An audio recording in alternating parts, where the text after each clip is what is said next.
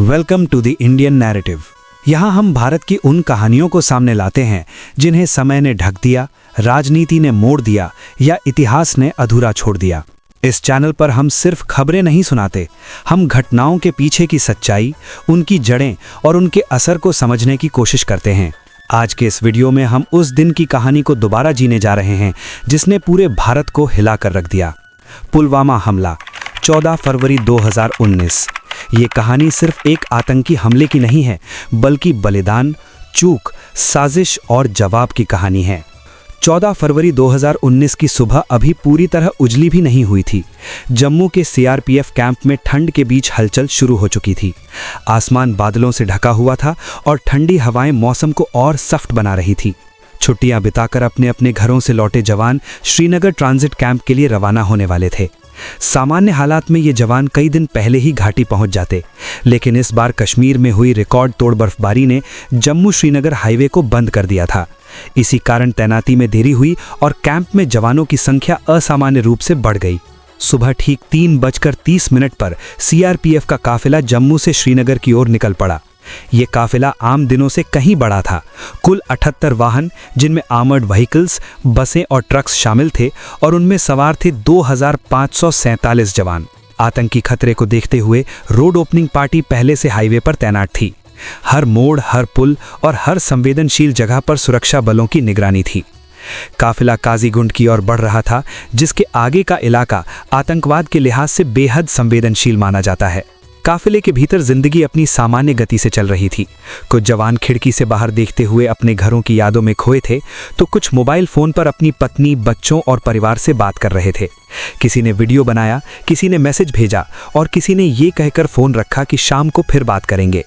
किसी को अंदाजा नहीं था कि ये शब्द आखिरी होंगे, ये कॉल आखिरी होगी और ये वीडियो एक आखिरी याद बन जाएगा। कुछ घंटे बाद काफिला काजीगुंड में थोड़ी देर के लिए रुका। इसी दौरान 5वीं बस में बैठे कांस्टेबल वासुदेव नीचे उतरे, लेकिन लौटने में थोड़ी देर हो गई।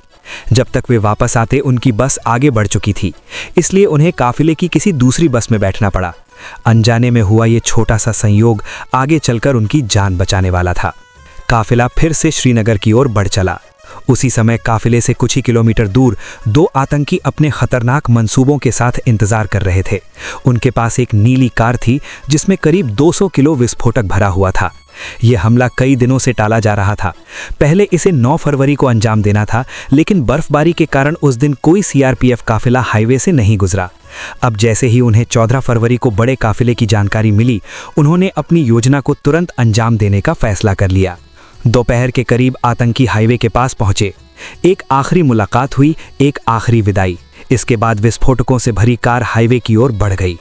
ड्राइवर को पता था कि ये उसका अंतिम सफर है। दूसरी ओर सीआरपीएफ का काफिला पुलवामा जिले के अवंतीपुरा इलाके में प्रवेश कर चुका था। श्रीनगर अब केवल आधे घंटे की दूरी पर था और जवानों को लग रहा था कि सफर लगभग पूरा हो चुका है।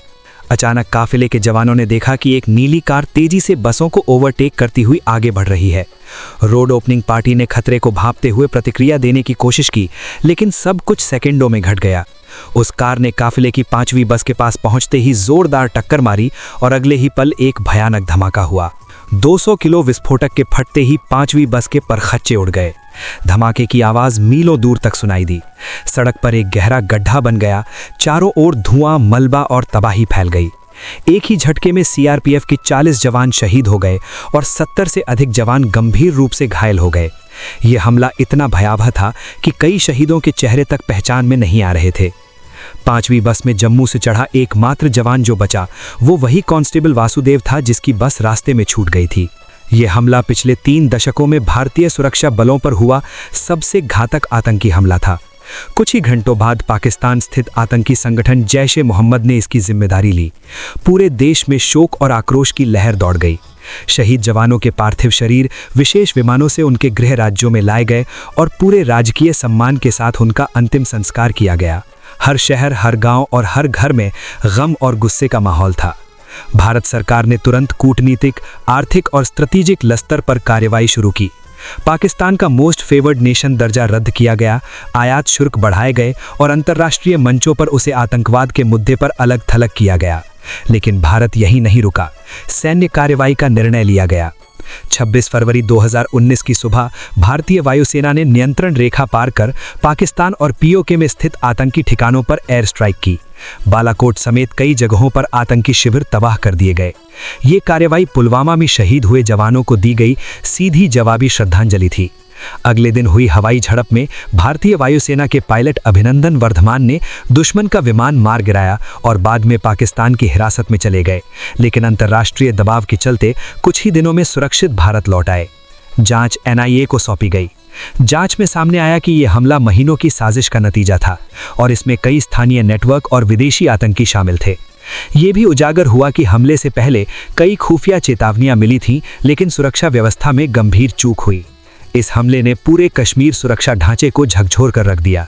पुलवामा केवल एक आतंकी हमला नहीं था, ये भारत के लिए एक चेतावनी थी, एक परीक्षा थी। इसके बाद सुरक्षा प्रोटोकॉल में बड़े बदलाव किए गए। जवानों की आवाजाही के लिए हवाई यात्रा को प्राथमिकता दी गई और बड़े सड़क काफिलों की नीति पर पुनर्विचार किया गया। पुलवामा के 40 शहीद जवानों ने अपनी जान देकर देश को ये याद दिलाया कि आज़ादी और सुरक्षा की कीमत हमेशा बलिदान से चुकानी पड़ती है। 14 फरवरी को दुनिया इसे प्यार का दिन कहती है, एक दिन जो भावनाओं, रिश्तों और जज्बातों की बात करता है। लेकिन भारत के लिए ये तारीख हमें एक और तरह का प्यार सिखाती है। वो प्यार जो दिखावे का नहीं होता, वो प्यार जो सोशल मीडिया पर पोस्ट नहीं किया जाता, वो प्यार जो बिना किसी उम्मीद के दिया जाता है। उस दिन पुलवामा में कुछ जवानों ने अपने परिवार, अपने सपनों और अपने निजी सुख को पीछे छोड़ दिया ताकि करोड़ों भारतीय सुरक्षित रह सकें। युवाओं के लिए ये एक जीवन का सबक है।